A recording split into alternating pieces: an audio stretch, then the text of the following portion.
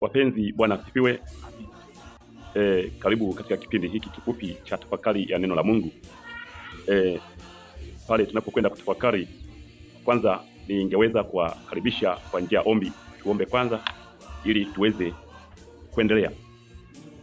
Baba mwema, Mungu mkuu uliye juu, tunakushukuru kwa kipindi hiki kifupi cha tafakari ya neno lako. Tunaomba na kukusihi utupatie uongozi wako kupitia jina la Bwana wetu Yesu. Amen. Amen. Bwana apewe sifa. Amen. Leo katika tafakari yetu ya neno la Mungu kwa kipindi hiki tuna ujumbe mfupi wa neno la Bwana, lakini ujumbe huu unazungumzia juu ya msingi wa dini ya kweli. Umejengwa juu ya nani? Ni kama swali, lakini tutakwenda kuangalia kupitia maandiko matakatifu ili tuweze kuona maandiko yanaeleza nini kuhusiana na msingi wa kweli wa dini au kanisa limejengwa juu ya msingi upi. Msomaji, tunaomba tufungue kitabu kile cha Waefeso sura ya 2 fungu la 20. Waefeso sura ya 2 fungu la 20. na ule mstari wa 20. Na ule mstari wa 20. Neno la Bwana linasema hivi. Linasemaje? Mmejengwa juu ya msingi wa mitume na manabii. Mmejengwa juu ya msingi wa mitume na manabii. Naye Kristo Yesu mwenyewe ni jiwe kuu la pembeni. Ni jiwe kuu la pembeni, kwamba wale tunaoabudu au wale tunaomwamini Mungu, kwamba tunaona kwamba kumbe imani inajengwa juu ya misingi ya mitume na manabii. Manabii pamoja na mitume na Kristo mwenyewe, kwamba huu ndio msingi wa imani yetu. Bwana apewe sifa. Amen. Sasa kama kanisa limejengwa juu ya misingi ya imani, juu ya misingi ya manabii na mitume na Yesu mwenyewe, ni lazima tujifunze kuangalia kwamba hawa manabii walipita katika njia gani, Yesu alipita njia gani, na mitume walifanya jambo gani. Je, hawa watu walikuwa na maafikiano au kila mmoja alipita njia yake? Msomaji, naam, ningependa kwanza tuweze kuangalia nabii wa kwanza anayeitwa Musa. Tuangalie fundisho la nabii Musa ilikuwaje katika kitabu kile cha Kutoka sura ya 16 fungu la 23. Kutoka sura ya 16. Kutoka 16 fungu la 23. Fungu la 23. Anasemaje? Neno la Bwana linasema hivi. Linasemaje? Akawaambia, ndilo neno alilonena Bwana. Kesho ni starehe takatifu. Sabato takatifu kwa Bwana. Okeni mtakachooka. Na kutokosa mtakachotokosa. Na hicho kitakachowasalia.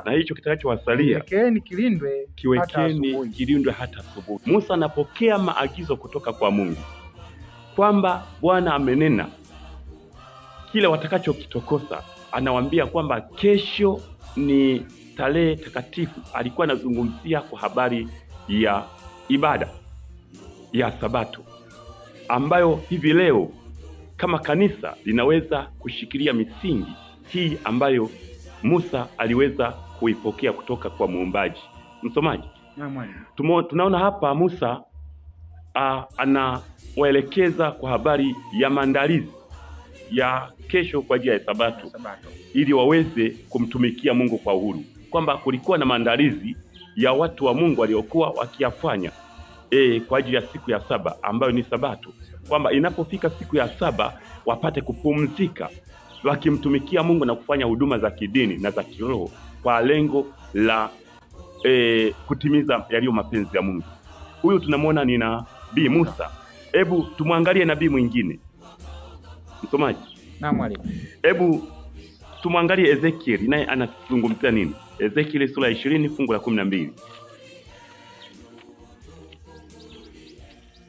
Kitabu cha nabii Ezekiel sura ile ya 20 na fungu la 12. Ezekiel sura ya 20 na ule mstari wa 12. Anasemaje? Neno la Bwana linasema hivi. Neno linasemaje? Tena naliwapa sabato zangu. Ziwe ishara kati ya mimi na wao. Wapate kujua ya kuwa mimi Bwana ndimi niwatakasayo. Tunaona kwamba kumbe Isaya anapokea ujumbe kutoka kwa Mungu. Mungu anatumia kauli hii kwa kinywa cha nabii Ezekieli kwamba naliwapa sabato zangu mpate kujua ya kuwa mimi ndimi Mungu niwatakasaye. Kwa hiyo kumbe kuna sabato ambazo mwanadamu anaweza akazitunza ili kwamba aweze kumtumikia Mungu wake. Huyu ni nabii Ezekieli anapotoa habari ya utunzaji wa sabato, lakini ni Bwana anayenena. Maana anasema kwamba naliwapa, hapa sio Ezekieli, ila Ezekieli anapokea maagizo kutoka kwa Muumbaji. Msomaji, mwalimu, haya tumeona aya hizi zinalenga kama tulivyosoma mwanzoni kwamba tumejengwa juu ya misingi ya mitume na manabii. Ni lazima tujifunze kutoka kwa hawa. Tunamwona nabii Musa, tumemwona Ezekieli anapokea maagizo kutoka kwa Bwana kwa habari ya kutunza sabato. Musa anatoa maagizo Musa anapokea maagizo kutoka kwa Bwana kwamba ndilo neno alionena Bwana, kesho ni starehe takatifu. Maana yake kwamba alikuwa akizungumzia kwa habari ya kufanya maandalizi kwa ajili ya siku ya saba, kwa ajili ya siku ya kuabudu. Haleluya, amina. Huyu ni nabii Ezekieli. Sasa basi, msomaji, mwalimu, tumwangalie pia Yesu mwenyewe katika kitabu kile cha tufungue kitabu kile cha Mathayo. Kitabu kile cha Mathayo, maana tunamwangalia Yesu kwamba tumejengwa juu ya misingi ya mitume na manabii. Hawa ni mitume, hawa ni manabii ambao tumewaona. Tumwangalie kwanza nabii mwingine Isaya. Nabii Isaya anasemaje? Nabii Isaya sura 66 fungu la 22. Kitabu cha nabii Isaya sura ya 66, sura ya 66 mstari wa 22 na mstari wa 22. Neno la Bwana linasemaje? Linasema hivi. Linasemaje? Katika mstari wa 22 neno la Bwana linasemaje? Kama vile mbingu mpya na nchi mpya nitakazofanya nitakavyokaa mbele zangu, asema Bwana, ndivyo uzao wenu na jina lenu litakavyokaa. Na itakuwa mwezi mpya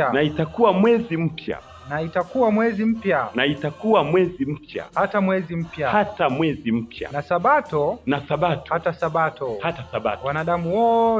Wanadamu wote watakuja kuabudu mbele zangu, asema Bwana. Huyu ni nabii Isaya, alifunuliwa ujumbe wa kimbingu.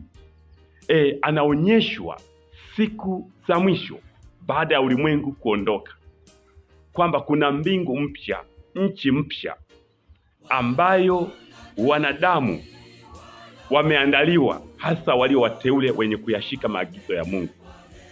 Na katika hapo tumeelezwa kwamba ndani ya hiyo mbingu mpya kuna mwezi mpya.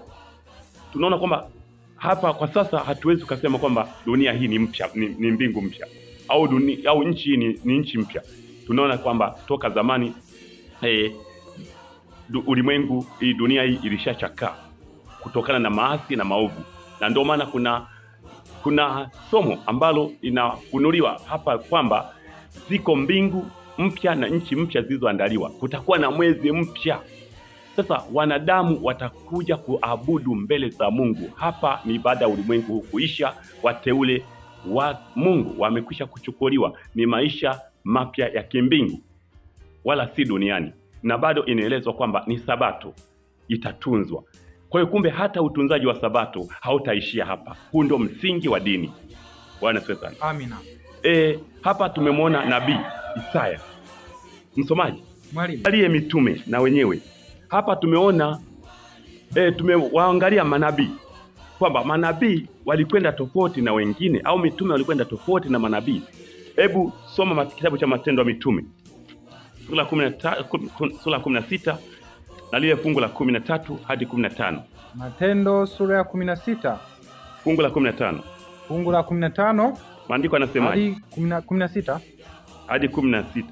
15 hadi 13 hadi 15. 13 hadi 15 neno la Bwana linasema. Linasemaje? Hata siku ya Sabato. Hata siku ya Sabato. Tukatoka nje ya lango. Tukatoka nje ya lango. Tukaenda kando ya mto. Tukaenda kando ya mto. Ambapo tukadhani ya kuwa pana mahali pa kusali. Tukaketi. Tukasema na wanawake waliokutana pale.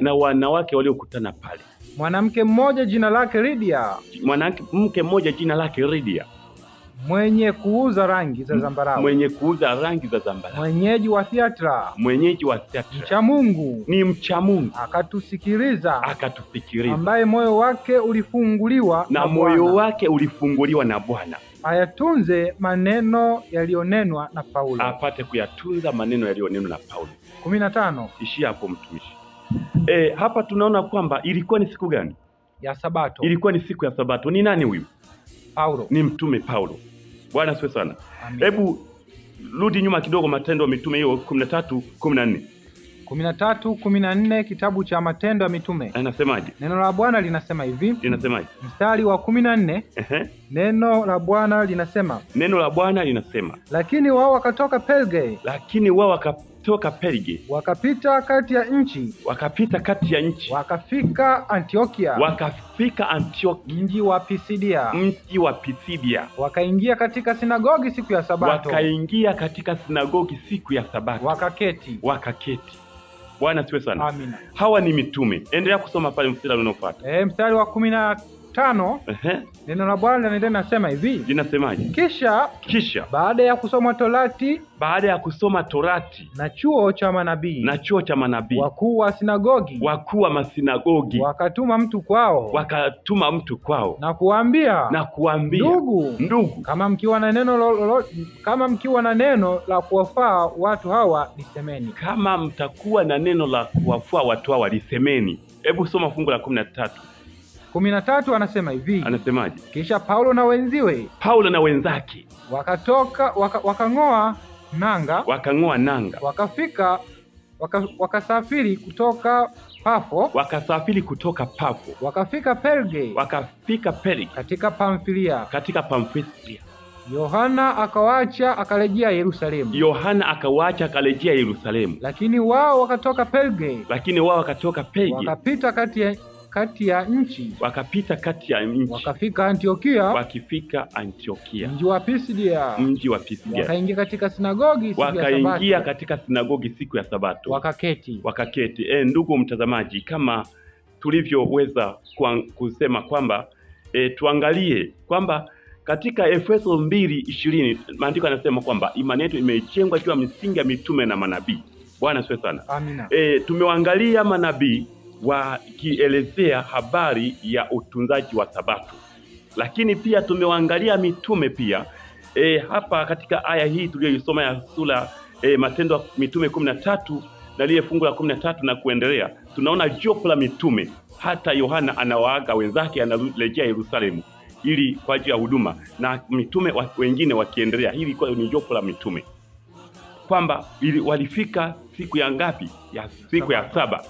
Wakaketi, na kama tulivyoweza kusoma maandiko yanaeleza wazi kwamba hata wale makuu wa masinagogi wakasema kwamba kama mtakuwa na neno la kuwafua watu walisemeni. Amina. Amen. Bwana asifiwe sana. Amina. Kwa hiyo sasa tunaona kwamba kumbe hawa mitume nao na manabii tunaona kwamba wameoana. Wamefanyaje? Wameoana. Hakuna aliyekwenda tofauti na mwenzake. Manabii ndivyo walivyokwenda. Mitume ndivyo walivyokwenda sawa na wazee na manabii. Bwana asifiwe sana. Amina. Hebu tuangalie pia katika kile kitabu kile cha tumwangalie Yesu mwenyewe. Tumwangalie Yesu mwenyewe katika kile kitabu cha kitabu kile cha Luka sura 4 fungu la 14. Luka sura ya 4 mstari wa 14. Tumwangalie Yesu, ibada ya Yesu. Neno la Bwana linasema hivi. Linasemaje? 4:14 kitabu ni cha Luka. Anasemaje? Neno la Bwana linasemaje? Yesu akarudi kwa nguvu za Roho.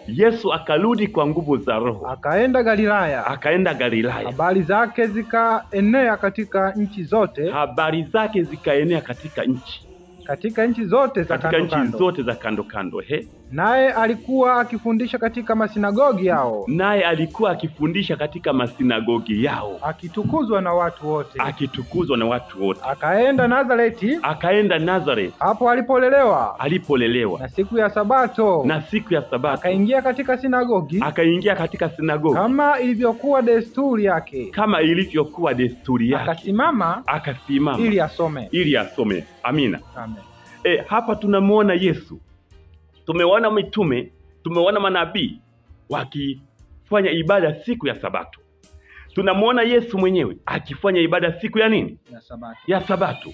Kwa hiyo maana yake kwamba sasa kumbe hata sisi leo katika imani ya Bwana na katika tumaini letu la uzima tunategemea msingi wetu kutoka kwa manabii, mitume na Yesu Kristo aliye mjenzi mkuu wa hili. Bwana asifiwe sana. Amina. Basi hebu tusome Mathayo sura 5 fungu la 17 hadi 19. Kwamba je, mtu akienda kinyume na utaratibu na msingi huu, maandiko yanasemaje? Mathayo sura ya 5. Mathayo sura ya 5 fungu la 17. Sura ya 5 mstari wa 17. Anasemaje? Anasema hivi. Yesu huyu Msidhani ya kuwa nalikuja kuitangua Torati. Msidhani ya kuwa nimekuja kuitangua Torati au manabii. La. Sikiliza vizuri. Yesu huyu anasema. Hebu rudia kusoma basi. Narudia, anasema hivi. Anasemaje? 5:17 kitabu cha Mathayo. Mathayo sura ya 5 na lile fungu la 17. Anasema hivi. Anasemaje? Msidhani ya kuwa nalikuja kuitangua Torati. Usije ukadhani kwamba Yesu amekuja kutangua Torati au manabii. La, hapana. Sikuja kutangua. Hakuja kutangua. Bali kutimiliza. Kwa maana amini nawaambia, aminini, mpaka mbingu na nchi zitakapoondoka, yodi moja wala nukta moja ya Torati haitaondoka hata yote yatimie. Huyu ni Yesu. Maandiko yanasemaje? Tumejengwa juu ya nini? Ya msingi wa mitume na manabii. Tumejengwa juu ya msingi wa mitume na manabii, na Yesu Kristo ni nani? Jiwe kula pembeni. Tumemwona Isaya, tumemwona Musa mwenyewe, tumemwona Yesu, tumemwona Ezekieli, tumemwona Paulo, tumemwona Yohana, wote jopo la mitume, tumemwona Yesu. Yesu anasema kwamba kwa utaratibu aliouweka Yesu au kulingana na imani kwamba ibada imejengwa katika amri. Bwana asifiwe sana. Amina. Wokovu wa mwanadamu umejengwa katika nini? Amri 10. Yesu anazungumzia akisema kwamba yeyote atakayeondoa nukta moja ya Torati, maana Yesu hakuja kuondoa, ila amekuja kunyosha, kukazia, ndo uhalisia. Sasa anasema kwamba ataitwa mdogo kabisa katika ufalme wa Mungu. Hebu endelea kusoma fungu lile linalofuata. Linalofuata ni fungu la 19. Sikiliza. Anasema hivi. Basi mtu yeyote atakayevunja amri moja kati ya hizi zilizo ndogo na kuwafundisha watu hivyo, ataitwa mdogo kabisa katika ufalme wa mbinguni. Ataitwa mdogo kabisa katika ufalme wa mbinguni. Bali mtu atakayezitenda na kuzifundisha, huyo ataitwa mkubwa katika ufalme wa mbinguni. Maana nawaambia ya kwamba haki yenu isipozidi haki ya waandishi na Mafarisayo. Wale unaoona kwamba ni Mafarisayo, wale unaowadharau wewe. Sasa wale ambao Yesu walikuwa wakimshtaki, sasa na wewe ukiwa miongoni mwa wale waliomshtaki Yesu kwamba kwa nini anafanya hivi, sasa unaambiwa kwamba usipozidi haki ya wale Mafarisayo, maana wewe umefundishwa ukweli wote kwamba ushike amri 10 za Mungu, utunze sabato ya Mungu, ujue kwamba hautaurithi uzima milele. Bwana asifiwe sana. Amina. Hebu soma Yohana 5 fungu la 47. 5:47 ni kitabu cha Yohana. 5:47. Injili ya Yohana sura ya 5 fungu la 47. Maandiko yanasemaje? Injili ya Yohana sura ya 5 mstari wa 47. Sura ya 5 na lile fungu la 47. Neno la Bwana linasema, Linasemaje? Lakini msipoyaamini maandiko yake. Sikiliza Yesu anapokuambia. Lakini msipoyaamini maandiko yake. Msipoyaamini maandiko yake. Mtayaamini wapi maneno yangu? Utayaamini wapi maneno tunayozungumza hapa ambayo Yesu ametufunulia kuwafundisha nini? Bwana Yesu sana. Amin. Endelea kusoma. Yesu anasemaje? Imeishia hapo. Imeishia hapo. Inaendelea sura ya 6. Basi usipoyaamini maneno haya utayaamini wapi maneno ya Yesu?